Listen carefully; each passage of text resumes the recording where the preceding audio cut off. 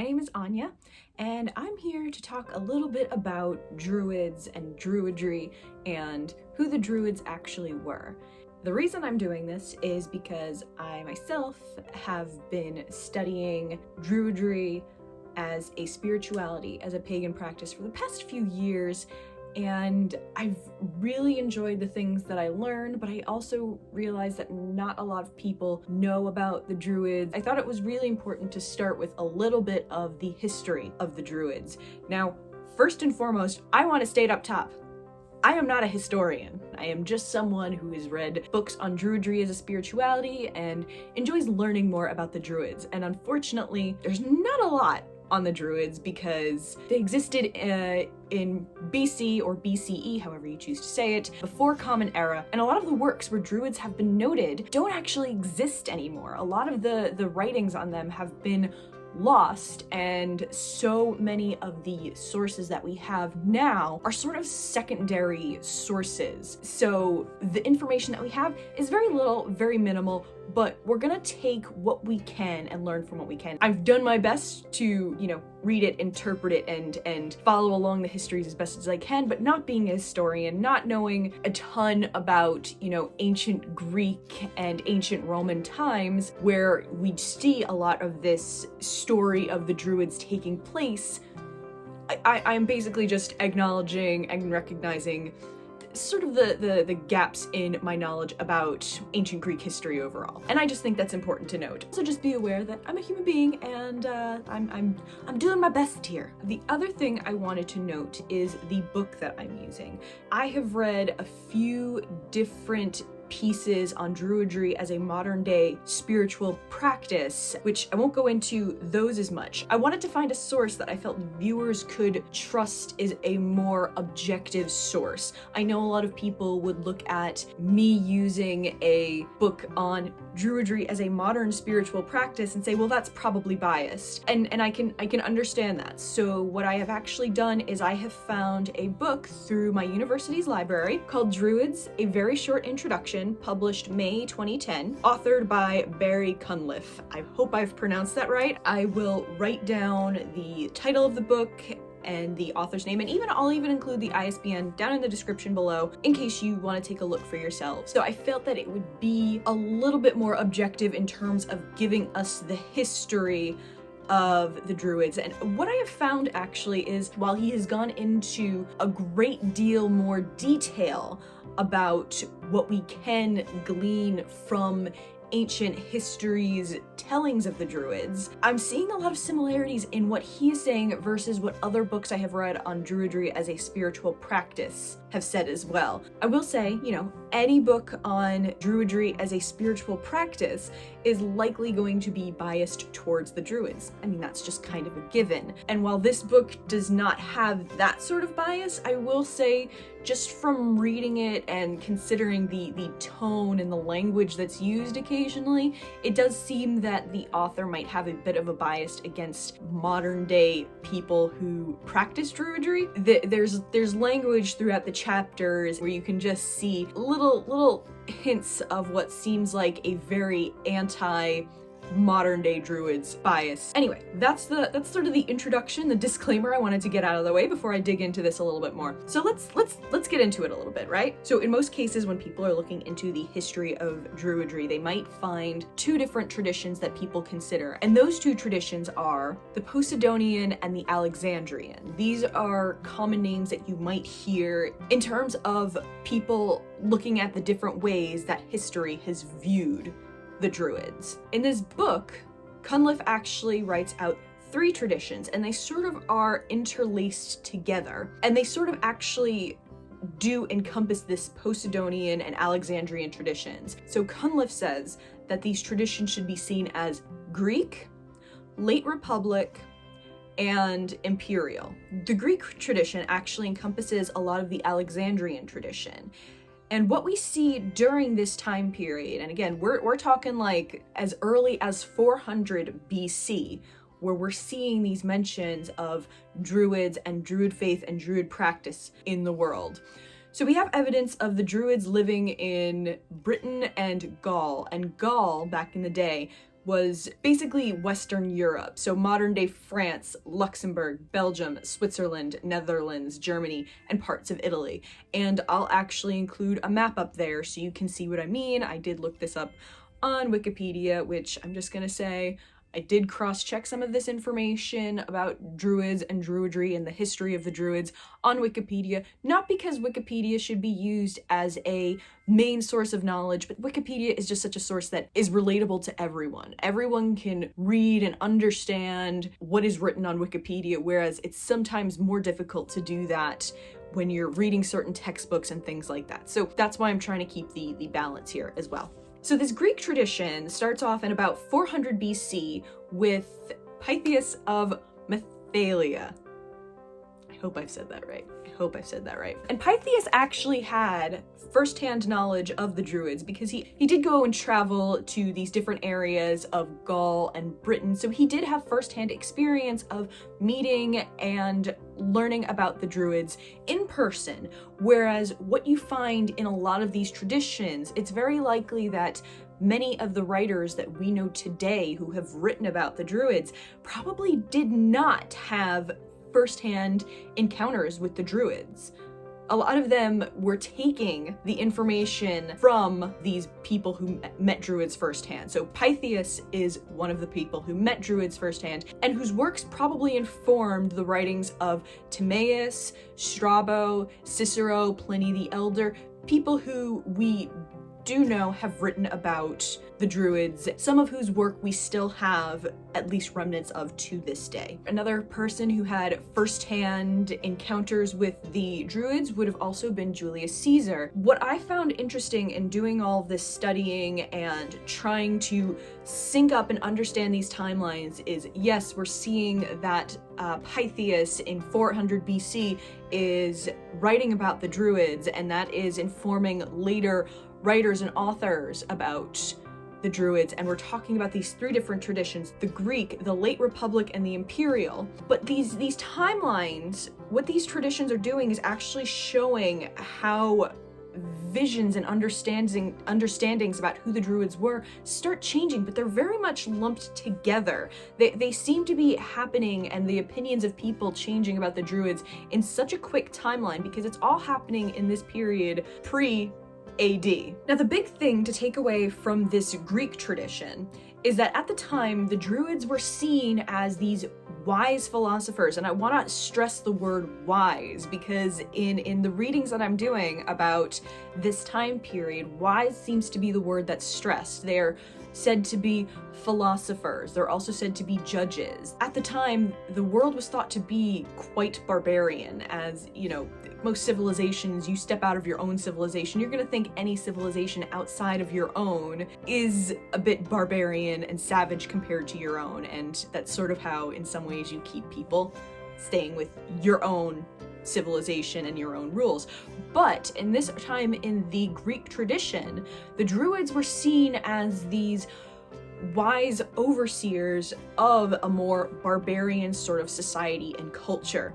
The Druids were important and vital to most aspects of life, especially in terms of legal issuings. If there was a fight or an argument of some kind, they would come in and act as the judges. They were just thought to be these high thinkers and philosophers, and at that time, that was a valued trait among people. And isn't it kind of interesting that we don't have many philosophers these days? In some ways, we're all sort of our own philosophers now.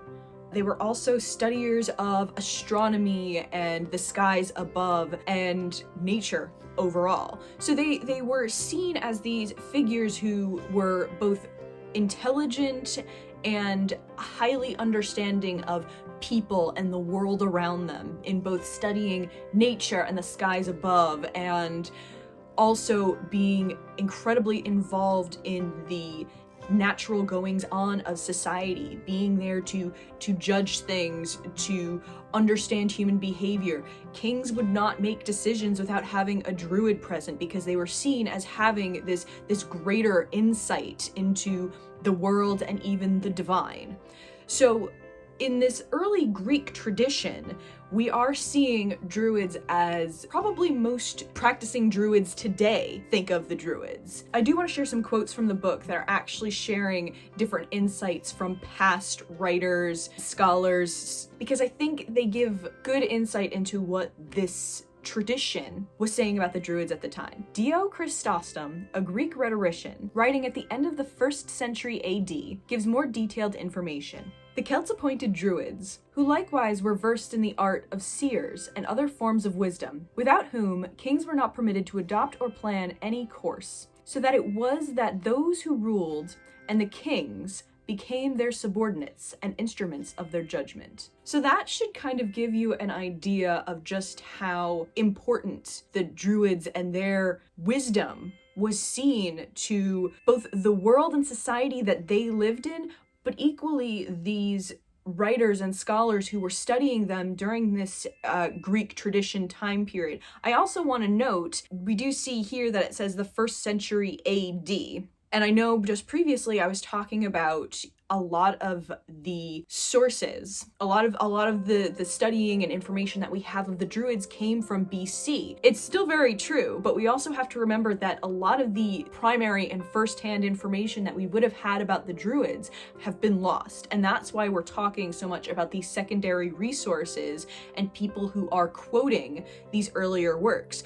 This is the reason why all of these other philosophers become important at the time. So why we mention Timaeus, Strabo, Pliny the Elder. It's a reason why some of these other names become so important, because they are taking information from previously written first-hand sources, and their words are more of what we have today, or they're being referenced in such a way that we can glean that they have this information, but they took it from somewhere else. The book I'm reading from, again, Druids, a very short introduction. The reason why I think it's more objective about Druids in terms of history is that it does make mention of this is what people were writing about the Druids at the time, but let's also note some of these people's biases. Let's equally note that these people were critical of this in their own society. So Cunliffe does write that Dio Chrysostom was highly critical of Roman rulers at the time and was conjuring up a vision of a golden age when power lay with the wise. I think that's important to note, and a lot of people might argue with me that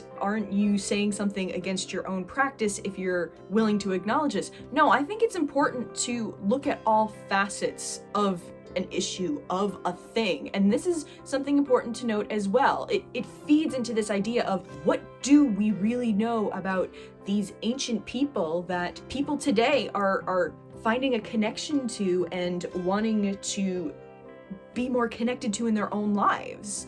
So I think it's important to note how little we know, and also just be aware of our own knowledges and lack of knowledge in that sense. The other piece that I wanted to read from this chapter, and this is the chapter on the Greek tradition, and it's a quote from Strabo.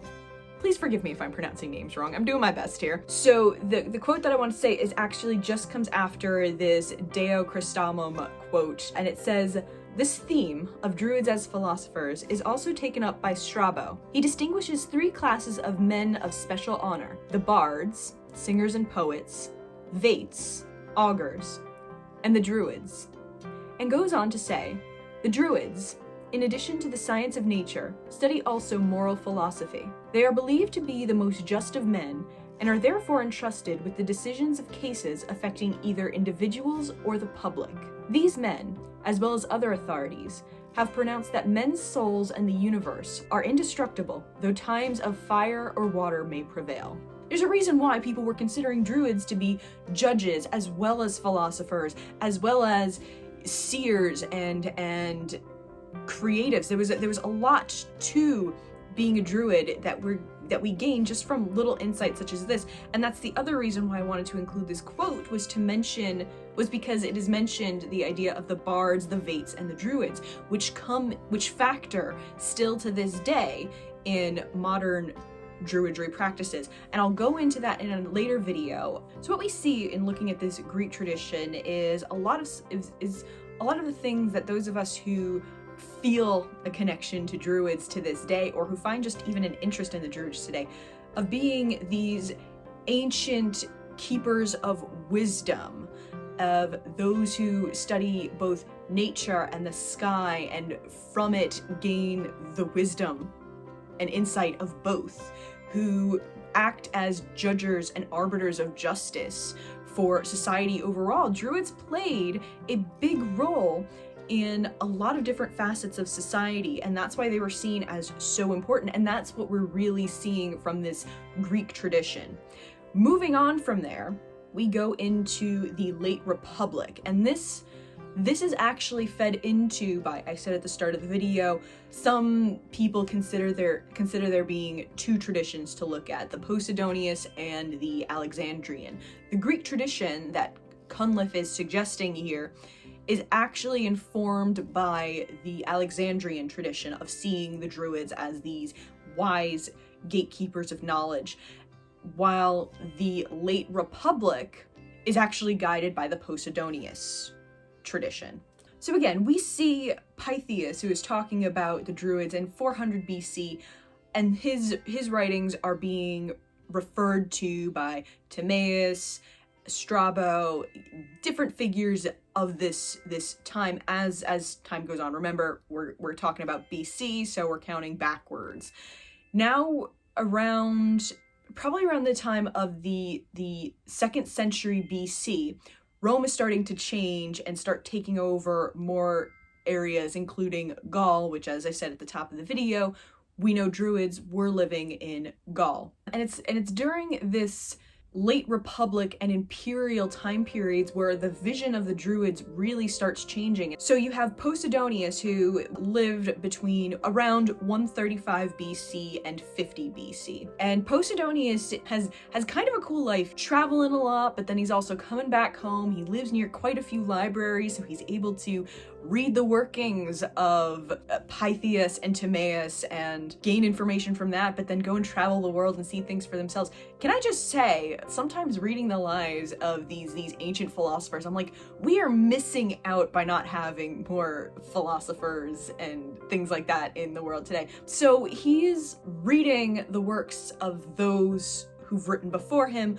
while also going out and experiencing the world himself. And I should note that Posidonius's work has equally affected other scholars, including previously mentioned Strabo, and also Julius Caesar, who has also contributed to what we know about Druids today, because he met Druids firsthand, and he actually even befriended a Druid, which I'll talk about in a little bit. So in Posidonius's writing, we start seeing, firstly, a focus on the individuals within the Druid practice. So the bards, the vates, and the Druids. We see from his writings, but also from the writings of those who were inspired or even informed by him, of the bards being a class in the order who creates music and poetry, and from this they can either stir the emotions and passions of the people, or they can completely decimate people with their own written word and poetry and music. There's also writings on how the Vates are those who, yes, are in charge of seeing and reading the future, but then there's a lot of talk about how the Vates do this through human sacrifice. Talks about how the sacrificial offering is stabbed in a certain position, and the Vates can predict or see the future from the way the person falls or convulses or their blood flows from their body. But then in a similar fashion, you also see them talking about the Druids as, again, these judges and these philosophers, still very full of wisdom, but also being seen as these connecting threads between mankind and the divine. So there's still this sort of magical awe surrounding the Druids themselves, and then starting to focus some of the questioning eye, the bit of the ire towards the human sacrifice aspect, which Rome would not be chill with, which I don't blame them. I don't think any of us should be chill with the idea of human sacrifice. We should actually be horrified by the idea of human sacrifice, which might lead to people to question, well, then why would you want to consider practicing Druidry as a faith if there's evidence of human sacrifice? And I'll say, one, we don't necessarily know that. I'll come back to that in a second. Two, maybe I'll talk more about that in my second video in regards to Druidry and what it means to me. So we'll come back to some of those things in just a little bit. Let me keep talking about Posidonius, his writings, people that were inspired by his writings, and what came out of that. At this point in the late Republic, we're starting to see a shift. I kind of think of, if again, I'm going by my interpretations of Cunliffe's writing. I see the Greek tradition as sort of an insight into the wisdom of the Druids and how important they were to society, and the recognition of that. When we get to late Republic, I see that as sort of where things start going down a bit more and starting to include the ideas of human sacrifice. Again, so much of what the information that we have is secondhand and even third-hand writings from other people, and we can't always know if these writings are true or if they are based on people who have an agenda at the time, just as today. Do we not have an issue with people writing with an agenda? But there's the idea of human sacrifice, which people would obviously be horrified by.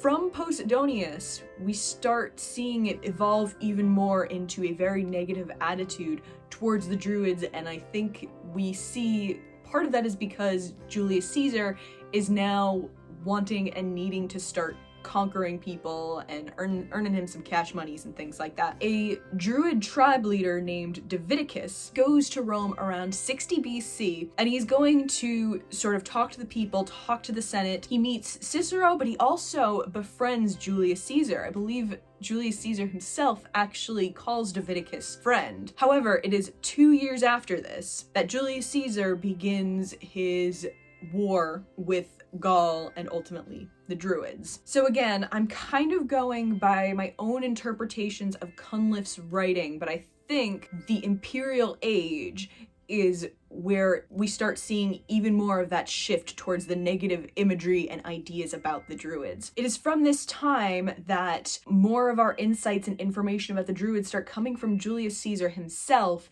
and we can see very much that the language used and written about and the descriptions being made are very much antagonistic and aggressive, and really paints a picture to, we would assume, Julius Caesar's citizens about these people that need to be conquered and fixed in a sense. Caesar takes the time to explain just how important the Druids are to the society overall, how kings will not make decisions without having a Druid present, how it can take up to 20 years of studying to become a Druid, and really starts echoing home that horrifying idea of human sacrifice and how important it was to the Druids. And Julius Caesar is not making a distinction between the Vates and the Druids.